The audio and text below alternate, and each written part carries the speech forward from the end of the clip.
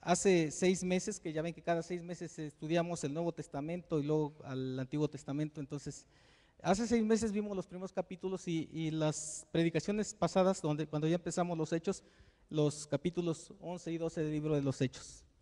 Pero bueno, el libro de los Hechos nos habla ya de cómo también los hermanos que tomaron la materia del libro de los Hechos, pudimos ver cómo se fue extendiendo el evangelio, cómo Dios fue llamando a su iglesia, cómo se integró la iglesia y cómo el evangelio fue predicándose para que se cumpliera lo que el Señor había mandado. Entonces, dice que en la iglesia de Antioquía, una iglesia grande, una iglesia muy importante, que a ese momento en el Imperio Romano se consideraba la tercera iglesia más importante, o sea, no, sino ciudad importante, perdón, del Imperio Romano. Primero estaba Roma, que obviamente era la cuna del imperio, después estaba Alejandría en África, al norte, en Egipto, y la tercera ciudad era Antioquía, era entonces muy importante para todo el Imperio Romano. Pero aquí ya había una iglesia, ya existía una iglesia.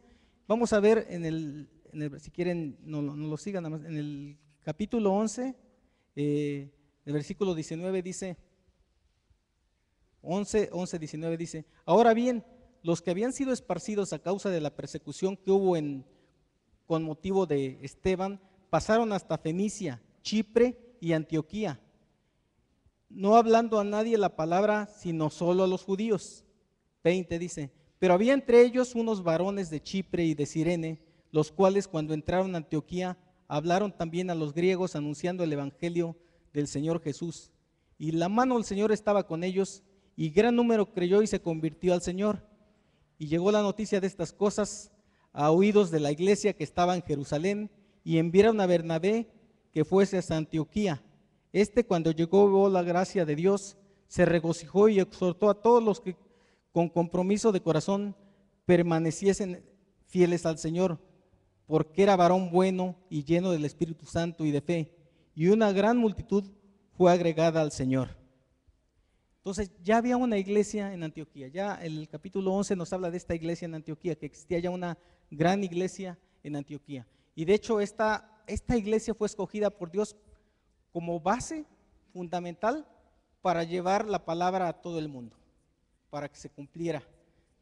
Ya siguiendo el mandato de Mateo de la Gran Comisión del capítulo 28, versículo 19, donde ya estaba el mandato de que fueran todos los cristianos, el mandato para todos nosotros, ir y hacer discípulos, bautizándolos y vayan y hagan discípulos y lleven el evangelio a todo el mundo. La Gran Comisión ya estaba hecha.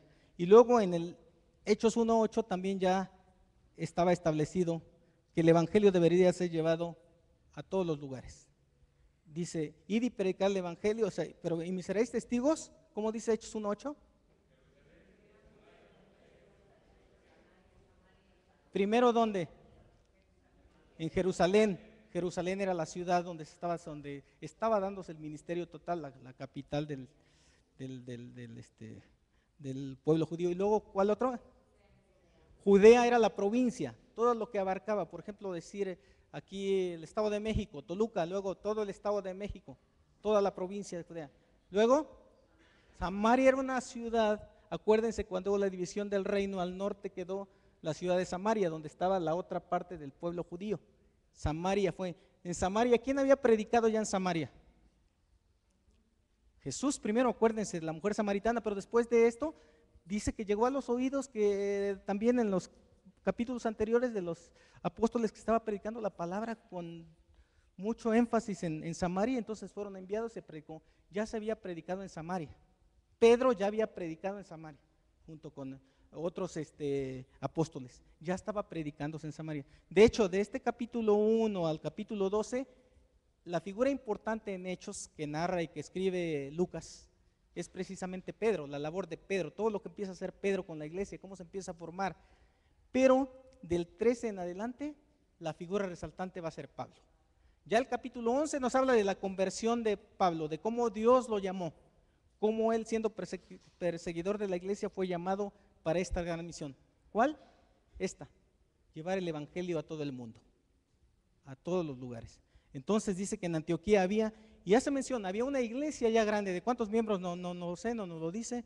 Los comentaristas hablan que era una gran iglesia, sin especificar, pero era iglesia muy importante, sin duda la segunda ya después de la iglesia que estaba en Jerusalén, porque recuerden que también antes de esto nos habla como habiendo necesidad, incluso hambre en Jerusalén, porque había una gran persecución y todo esto, les llevaron alimentos. Los hermanos de esta iglesia les mandaron alimentos, les enviaron ayuda económica a la iglesia que estaba en Jerusalén. Entonces ya más o menos, si nos situamos a este 13:1, a este acontecimiento, ya tenía más o menos un año la iglesia en Antioquía.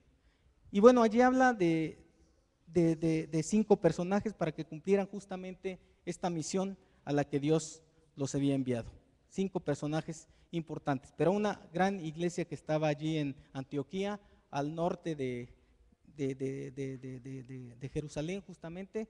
Y bueno, era un lugar donde ya era un puerto donde podía distribuirse una iglesia, era una ciudad muy importante, una iglesia ya fundada muy importante, y además, sin duda Dios la escogió porque no tenía toda la influencia que tenían en Jerusalén los judíos. Los judíos convertidos querían, acuérdense anteriormente que querían que todos los convertidos se circuncidaran, que cumplieran la ley, que se siguiera con todos los rituales que la ley establecía.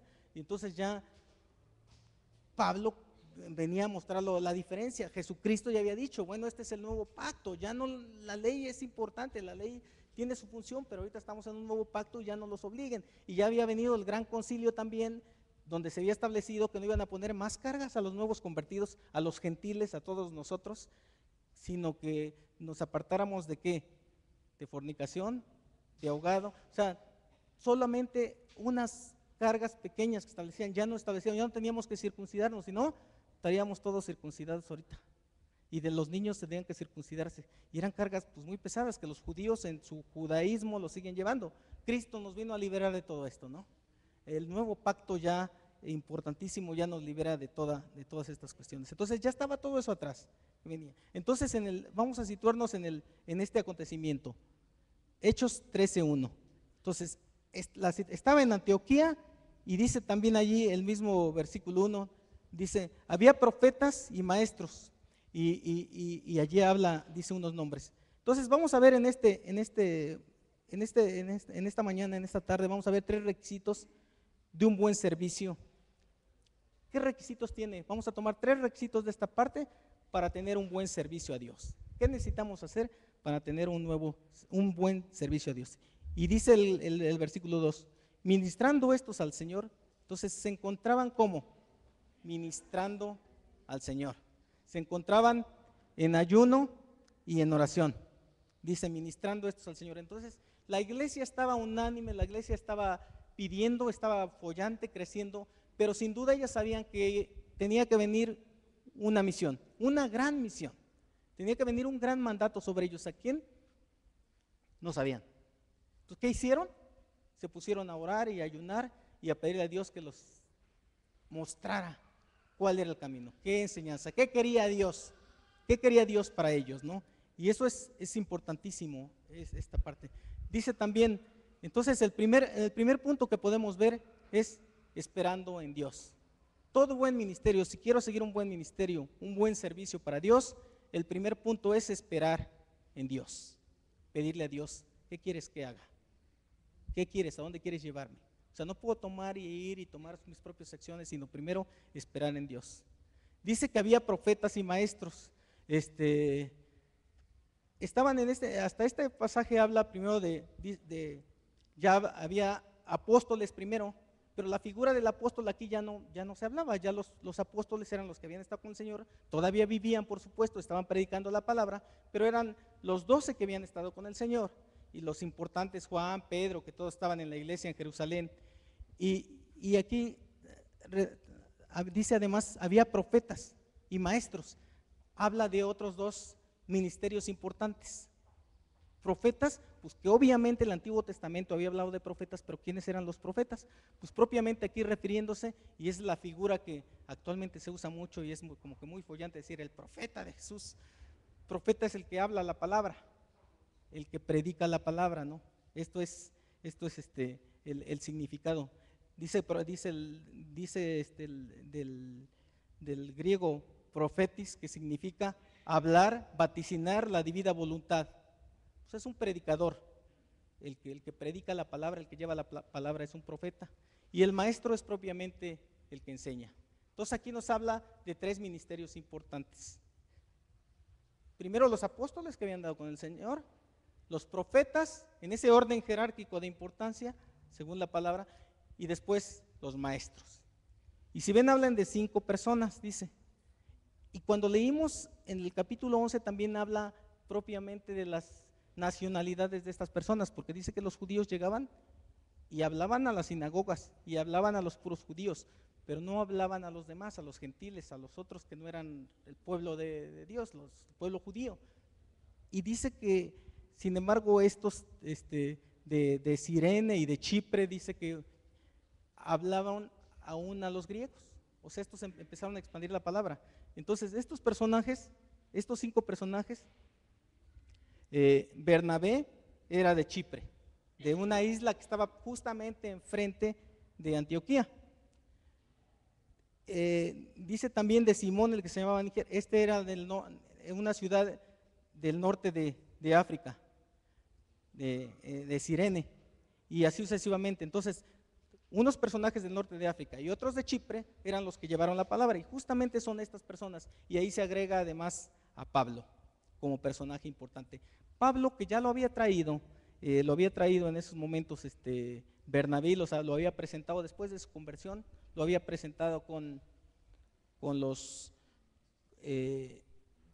apóstoles, porque imagínense, Pablo con toda su vehemencia, con toda su pasión, él era conocedor, maestro de la ley, o sea, un intelectual de la ley, pues quería hacer cumplir la ley a la perfección, entonces era perseguidor de los cristianos. Él decía que los cristianos estaban mal y seguía la ley y cumplía la ley y todo, y los perseguía y los azotaba y los arrastraba y todo. De hecho, cuando se da su conversión, que va camino a Damasco, él había pedido cartas, o tenía demasiada autoridad como para ir y perseguir y aún privar de la vida o matar a los cristianos cuando se le aparece y Dios lo llama a su servicio. Pero pues de ahí todo el mundo le tenía miedo, ¿no? Así que le tenían miedo tanto los judíos que eran de la ley, los seguidores de la ley, como los cristianos, porque o sea, ¿de qué lado eso? Ahí empezaban y sabían que andaba predicando el evangelio y nadie se atrevía a llevarlo, le tenían miedo. Pero Bernabé lo lleva y lo presenta ante los apóstoles. Y bueno, lo reciben, lo toman y hablan ahí los capítulos anteriores de los Hechos, cómo lo empiezan a llevar a la iglesia. Pero Bernabé lo lleva allá a Antioquía. O sea, lo lleva y lo llama y le dice: es necesario que me ayudes aquí para que juntos hagamos el ministerio. Y abrieron y justamente trabajaron allí en la iglesia de Antioquía. Y dicen la palabra en esto: teniendo una espera en Dios, estaban orando y estaban ayunando. Y bueno, la Biblia nos habla infinidad de veces que grandes personajes, antes de hacer una gran misión para el Señor, primero oraron y ayunaron. Entonces, esta es la enseñanza que viene a nosotros también. Antes de cualquier misión, hermanos, es importante prepararnos espiritualmente para esta. Si vamos a hacer una labor, tenemos que ponerla en las manos de Dios, ayunando y orando para que el Señor conteste. Eso es esperar en Dios, no hacerlo nada más porque nos plazca así. Nada más voy a poner un ejemplo, pero hay infinidad de ejemplos de cuando personajes pusieron en las manos de Dios en ayuno y en oración. Esdras 18:21, después lo pueden leer. Nehemías 9:1, Esther 4:16, el Salmo 35:3, y cuando David, cuando Esther, cuando Nehemías y cuando Esdras. Cuando Esther, todos sabemos esta historia, este libro de Esther muy, muy, muy bonito, ¿no? Que nos narra la historia de una mujer judía que llegó a ser reina del imperio, parte del imperio persa en esos tiempos, ¿no? Y dice aquí en el 4:16 que Amán, un seguidor, un personaje allí malo, trataba de que aniquilar a todos los judíos, que los mataran a todos los judíos. Entonces hace una trampa para tratar de que el rey firme un decreto y entonces maten a todos los judíos que adoraban a Dios, ¿no? Y entonces Esther, que ya para entonces era reina, le dice a su tío Mardoqueo que interceda, que le diga al rey lo que está pasando para salvar a los judíos. Pero el ir a hablar con el rey significaba incluso la muerte. O sea, la reina no podía ir a ver al rey, aunque era su esposa, si el rey no la llamaba. Entonces, al ir podía llamar. Y entonces lo que Esther dice, pues voy a salvar a mi pueblo y voy a ir a hablar con el rey. Y pase lo que pase, no importa. Pero pide antes que todo el pueblo, todos los judíos se pongan en ayuno y oración. Y bueno, ya la historia bonita ya la sabemos, que bueno, tiene gracia ante los ojos del rey, el rey la llama y le dice qué se le ofrece, ella le dice cómo está la situación y bueno, ya Dios hace justicia ahí, pero indudablemente se puso en ayuno y oración para este gran servicio que iba a hacer. Y esperar en Dios, por supuesto. A veces lo que sí sabemos o sí ponemos, casi siempre hacemos es poner en las manos de Dios cualquier situación de nuestra vida, ¿no? Pero cuando estaba estudiando esta parte, a mí primero me impacta, siempre la palabra al estudiar nos impacta a los que estamos estudiándola en primer punto, me lleva a que ponemos en sus manos, pero ¿en verdad esperamos en Dios a que Dios nos responda? ¿O actuamos antes? O sea, sí ponemos en las manos de Dios, sí le pedimos a Dios, pero casi yo podría asegurar que todos nosotros no esperamos en Dios, no esperamos la respuesta en Dios, sino que nos desesperamos y antes de que Él nos conteste, actuamos nosotros por nuestra carne, por lo que creemos que está bien. Y naturalmente que no nos va a ir bien, porque no hemos recibido la respuesta de Dios. No es lo que Dios quería para esto. Nos han predicado también que la respuesta de Dios puede ser sí, no o espérate. El pastor nos lo ha dicho. Dios te puede contestar, te puedes decir sí, y al momento te da la respuesta. También te puede decir no, esto no lo quiero para ti. O te puede decir espérate. Y muchas veces es espérate. Y esperamos y no recibimos respuesta y nosotros entonces actuamos. Y entonces nos va mal. Así que entre la petición y la respuesta, Dios hace santos. La paciencia. Sí, Señor, no me has respondido. ¿Okay? Y si no viene de ti, sin duda me va a ir mal. Debemos estar conscientes de eso y decir, no, pero ¿qué tal si me va mal? Yo tengo más o menos 2 años poniendo en las manos de Dios si me salgo ya de mi trabajo, si lo dejo, ya hablé con mi jefe y todo, pero no he sentido la respuesta de verdad que Dios me diga, y siento que afuera hay muchas posibilidades para mí, en otros aspectos, ya trabajar privado, etcétera, que mis conocimientos ya y me puede ir mejor, pero me detiene el que no he sentido que Dios me diga, ya está aquí, ya no quiero que estés aquí, ya te quiero en otro lado. Entonces eso me detiene. Y porque sin duda, y mi temor grande es que si yo actúo por mí me va a ir mal. Sin duda voy a salir, después voy a decir, bueno, si estaba allá. Porque entonces Dios debe movernos. Dios nos debe dar la respuesta. Entonces cuando tengamos cierta la respuesta, pues entonces debemos de actuar. Pero entonces, hermano, ponga en oración, póngalo y seguro que lo hace, pero por favor espere la respuesta de Dios. Dios le va a contestar y cuando ya esté seguro de que eso es lo que quiere el Señor, entonces actúe, porque ya está respaldado y sin duda le va a ir bien, Dios va a bendecir, sin duda. Vamos a ver el segundo requisito de un buen servicio a Dios. Es escuchando la voz.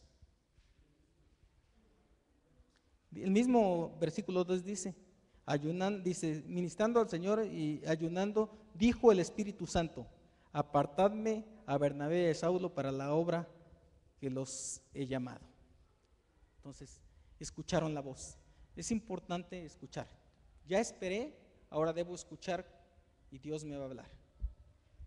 ¿Cómo les habló? No nos dice la palabra, sin duda fijó, el Espíritu Santo estaba allí, en los libros de los Hechos es el personaje principal, es el Espíritu Santo actuando en toda la iglesia. Entonces, sin duda Dios fijó en sus mentes y así nos ha contestado. No sé si a ustedes les ha contestado cuando han pedido algo y saben que ya viene de parte de Dios, ¿no?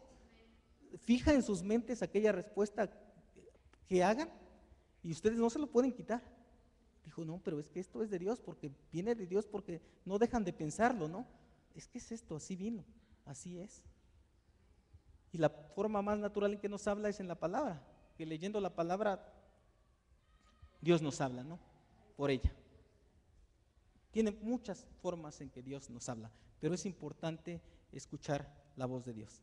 Ellos escucharon, ellos estaban pendientes y dijo, apartadme a estos dos porque son necesarios para el ministerio. Y miren a los dos personajes que había apartado. A Bernabé, significa hijo de consolación. Imagínense ya su significado del nombre. En el 11:24 habla de sus características, dice que era un varón bueno, lleno del Espíritu Santo y de fe. Imagínense, varón bueno, o sea, era una persona buena, lleno del Espíritu Santo y de fe, consolador, que ya de su nombre lo decía, generoso, porque antes nos habla que él había vendido una propiedad cuando empezó a formarse la iglesia, y dice que trajo todo a los pies de los apóstoles, todo el dinero, toda su heredad, vendió una casa y todo lo trajo, generoso para la iglesia, lo dio para la iglesia. Imagínense esas características de esta persona. Y Pablo, pues Pablo es, por decir, no alcanza las palabras para describir sus características de este gran personaje. Apasionado, yo lo podría describir en una palabra, apasionado. Apasionado, les decía, cuando era de la secta de los fariseos, seguidor de la ley y cumplía la ley a la perfección, pero apasionado cuando el Señor viene y se le presenta y lo llama directamente. Por eso dijo, yo soy el último de los apóstoles, porque aquellos fueron llamados, pero él fue llamado directamente por el Señor también. Y era importante este personaje. ¿Y por qué lo llamó? Porque era la otra parte. Hacían justamente la dupla perfecta entre un hombre tranquilo, manso, apacible, bueno, como era Bernabé, y una personalidad de Pablo, apasionado, tremendo, intelectual, conocedor, que llevó el evangelio a reyes, a príncipes. Más adelante en sus viajes vemos cómo hablaba ante cualquier foro, a los reyes, a quien sea, a quien se le ponía, y le hablaba y los convencía, ¿no?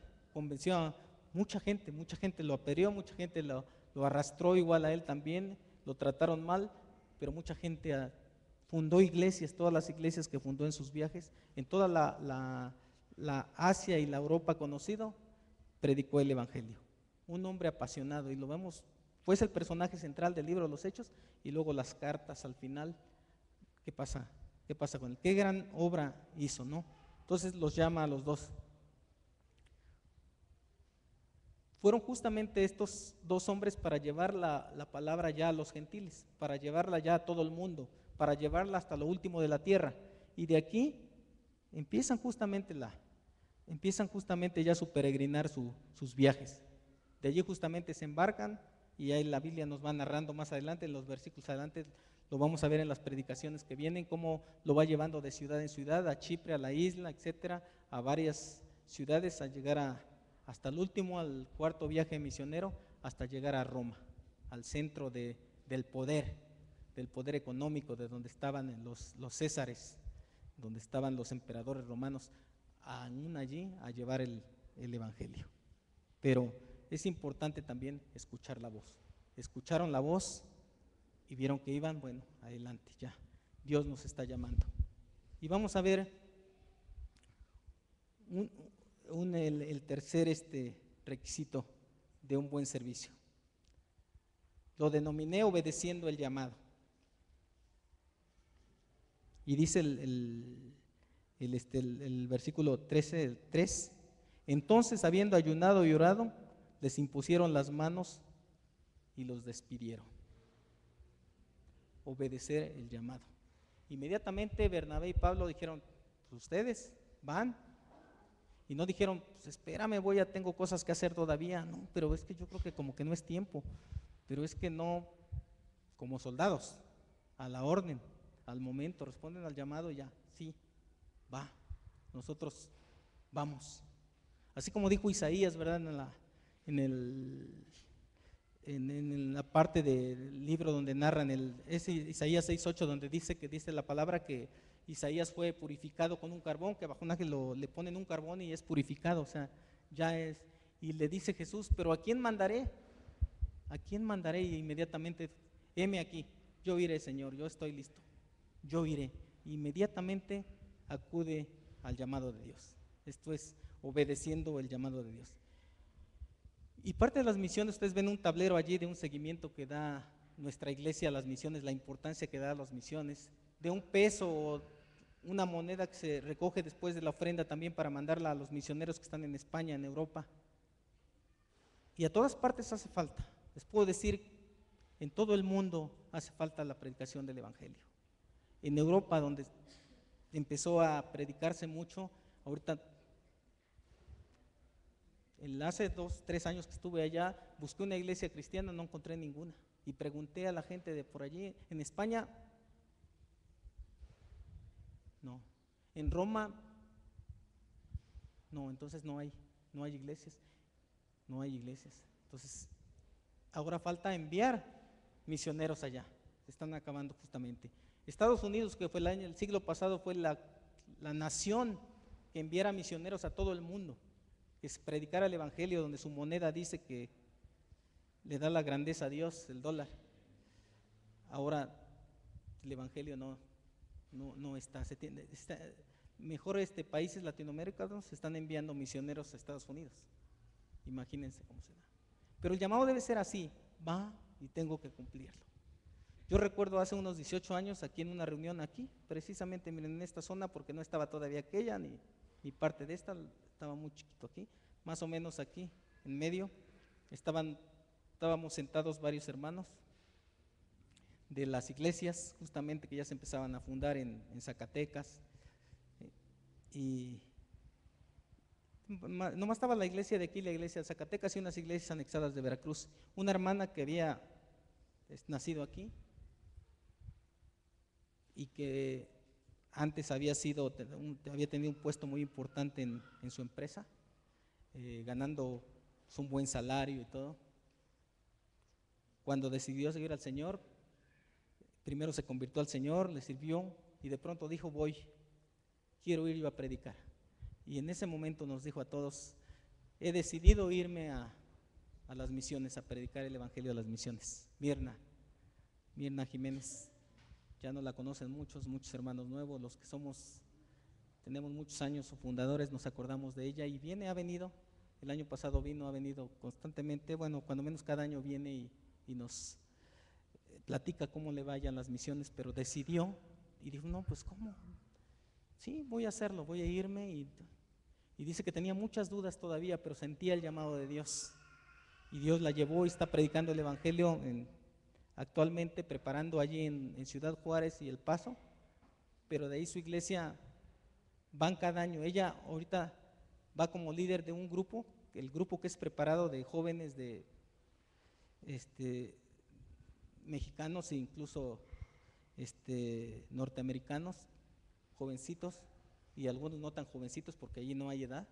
Entonces los llaman y los llevan, reúnen recursos porque no es un grupo, no es un movimiento que tenga recursos, los recursos los aportan todas las iglesias y entonces cada uno costea sus gastos y se van a donde Dios los envíe. Oran a Dios y han ido a África, han ido a la India, han ido a China, han ido a Europa.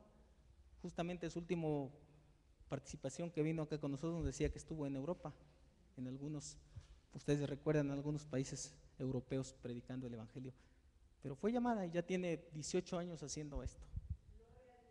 Entonces, gloria a Dios por estas personas que deciden hacerlo, deciden tomar el llamado, deciden aceptarlo. El hermano Lorenzo, que ya deben ver también su fotografía y su ministerio, de verdad, hermano, cuando pueda ir, anótese a ir, se va a impactar. Ya ahorita dicen que está mejor, yo fui hace unos 12 años, dicen que ahorita ya está pavimentado y suben hasta la sierra, hasta la montaña de Durango. En ese entonces eran 8 horas de subir en camionetas porque era pura montaña. Y llegaba uno al límite allá donde están y hay una iglesia, ahorita dicen entonces eran como de 400 tepehuanos y huicholes, pero es impactante Es impactante ver la pobreza, la necesidad que hay y el amor que le tienen a este hermano. El amor grande, de veras. Imagínense, allá en la sierra no hay ni agua. Había un río, pero abajo había que bajar lejos a traer el agua y demás. Entonces, los niños sucios, descuidados, con piojos, o sea, y con un amor que se le acercan al hermano y los abraza a todos, pero unos 50 niños abrazándolos allí a todos. Y la gente lo ama, lo ven como si fuera su papá. Lo aman. El hermano él no fue tan lejos, no tuvo que ir tan lejos porque él es de Zacatecas, tuvo que unas cuantas horas. De hecho, de Zacatecas ahí a la sierra donde está la obra esta, son más o menos unas 10 horas. Ahorita más cerca que ya hay más vías de comunicación, pero es impactante la obra. Actualmente allí tiene una obra aproximada, los domingos que se reúnen 800 miembros. Tiene una bodega grandísima. Y vienen hermanos, hay hermanos que porque es montaña, entonces hay hermanos que para reunirse los fines de semana caminan un día de camino de ida y otro de regreso. Entonces todo esto se tardan más o menos para poder llegar, imagínense. Pero los hermanos con un amor, entonces por eso empiezan a predicar, empiezan a alabar a Dios, empiezan a tener su reunión y no se quieren ir, porque pues se tardaron un día en llegar. Entonces es tremendo, porque del otro lado está Nayarit y ya de este lado está Jalisco, entonces está el lugar precioso, lleno de árboles y todo, pero un lugar con mucha necesidad, con mucha necesidad. A los bebés en vez de darles leche les dan de esta minza, le echan al biberón y agua de esa, ni siquiera hay purificada, porque es de la que está ahí en el arroyo, y le echan y eso toman los bebés. Entonces hay mucha desnutrición, mucha necesidad. Y el hermano ha hecho ahí una obra tremenda y hay mucha gente que ayuda, mucha gente que se entera. Dice el que a veces no tiene, porque aparte les tiene que dar de comer esos 800 que vinieron de lejos y todo, y a veces no tiene qué, y de pronto no sabe de dónde, pero llegan como camionetas con víveres. Y dice, me enteré de su obra por internet o me enteré de su obra porque alguien me platicó y le mandamos esto. Cómo Dios provee, cómo Dios da. Ahí se ve la necesidad, en esos lugares, en esas misiones, se ve la necesidad de ver. Así es donde el Señor obra y donde el Señor obra milagros, porque el médico más cercano está a 8 horas. Dice que ha habido casos de hermanos que les ha picado, y un caso, una semana antes de que fui, le había picado a un hermano una cascabel. Una cascabel es mortal, hermanos. En 2 horas el veneno invade y adiós. Y empezaron a orar y el Señor lo levantó. Él mismo nos platicaba aquí hace como 3 años, como 4 años, de un rayo que le cayó a una señora y a su bebé, y Dios los levantó también. Les fueron a avisar que un rayo les había caído y oraron por ellos, y Dios actúa en esos lugares. Es hermoso, ¿verdad? Y tenemos una misión allá, que apuntes, hermano, y de veras, yo tengo pendiente un viaje con mis hijos allá para que vayan y vean la necesidad, porque es una enseñanza fabulosa de lo que se da. Está la inseguridad también, ahora tiene que convivir también con la gente, los maleantes que hay por ahí también, de que siembran drogas ya alrededor y todo eso, pero por eso se habían suspendido los viajes allá, pero ya se ha calmado, y entonces es un buen lugar para ir y ver. ¿Y quién fue? El hermano, su esposa y sus hijos. Sus hijos también, la mayoría de sus hijos, comprometidos con la obra, están allí ayudando. Pero el llamado no es solo a las grandes misiones como en esto, no es solo ve y predica y ve hasta lo último de la tierra, ve a China, ve a Asia, ve a todos esos lugares, sino el llamado está nada más de esta pared hacia allá, hacia esa calle, en tu trabajo, en la escuela, en donde quiera que tú te desenvuelves, hermano. El llamado está para predicar, el llamado está para llevar a toda esa gente. ¿Qué te debe de mover? El amor a todas esas almas. Ese es el mandato. O sea, Dios nos llamó a eso. Dios nos llamó primero a aceptarle. ¿Ya le aceptaste? Entonces prepárate. Y aquí hay bastante enseñanza, hermano, prepárate. Pero ya después de que te prepares, incluso antes de prepararte, ya puedes predicar. Busca en qué servirle.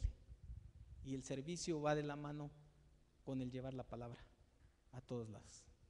Hay que unirnos. Aquí hay dos ministerios importantes, el que dirige el hermano Pedro con los ancianos allá al asilo, que ya tiene muchos años, el nuevo ministerio que está a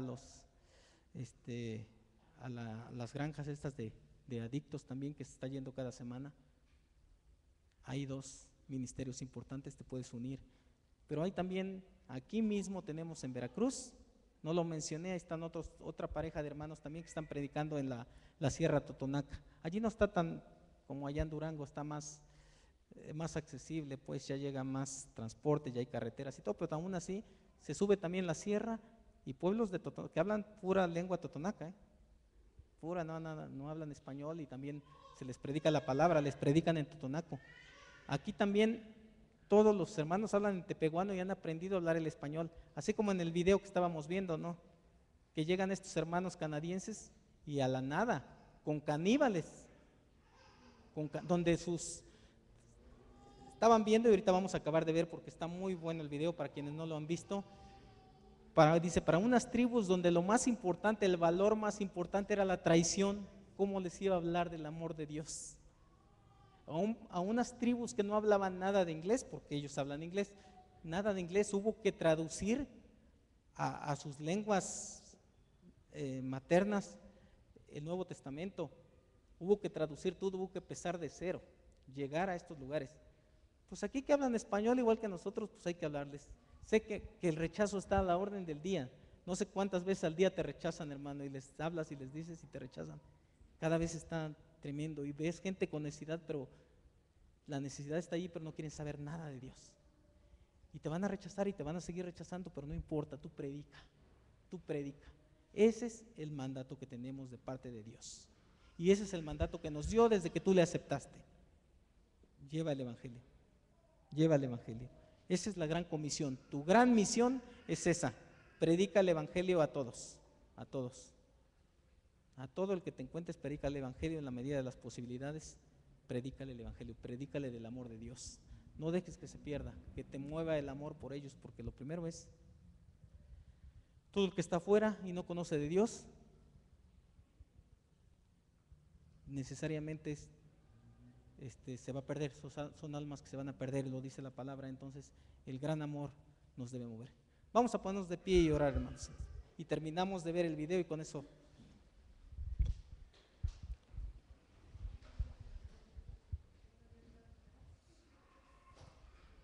gracias te damos, Señor, por tu iglesia, Padre. Gracias porque estamos aquí reunidos. Gracias por tu enseñanza, Dios, que siempre nos das. Gracias porque hemos visto, Señor, cómo Pablo, Bernabé, estos 5 hombres importantes que nos narra aquí el libro de los Hechos, decidieron servirte, Padre. Decidieron buscarte, decidieron recibir el llamado, Señor, primero. Gracias. Esperaron en ti, Padre, y después obedecieron tu palabra, Dios. Gracias, porque es una gran enseñanza, Padre. Permite, Señor, que cada uno de nosotros tomemos esa misma enseñanza, porque para eso fuimos llamados, Padre. Primero para ser salvos nosotros, pero después para llevar la palabra a toda la gente, Señor, a toda la gente de aquí de Coacalco, Padre, a toda la gente del Estado de México, a toda la gente de todo el país de México, Padre, y hasta lo último de la tierra, a todas las naciones, Padre. Gracias por tu iglesia, gracias por mis hermanos, gracias por esta enseñanza, Padre, y permite, Señor, que nos llevemos algo, Señor, algo de lo que tú nos estás hablando, Padre, de que nos estás llamando a tu ministerio, a tu labor, a servirte, Dios. Gracias te damos por Cristo Jesús. Gracias, Padre, y permite, Señor, que así sea, que cumplamos este mandato, que como Isaías inmediatamente contestemos: heme aquí, yo iré, Señor, yo iré, yo estoy dispuesto. No sé los demás, pero yo estoy dispuesto, Señor, a ir. Estoy puesto, estoy listo para llevar tu palabra, Dios. Ayúdame.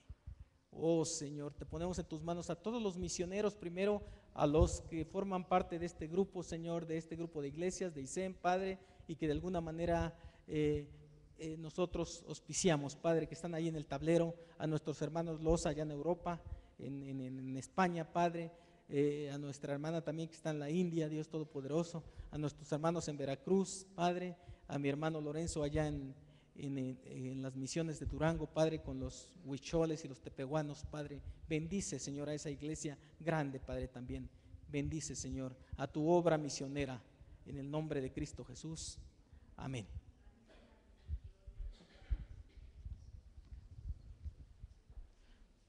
Sí,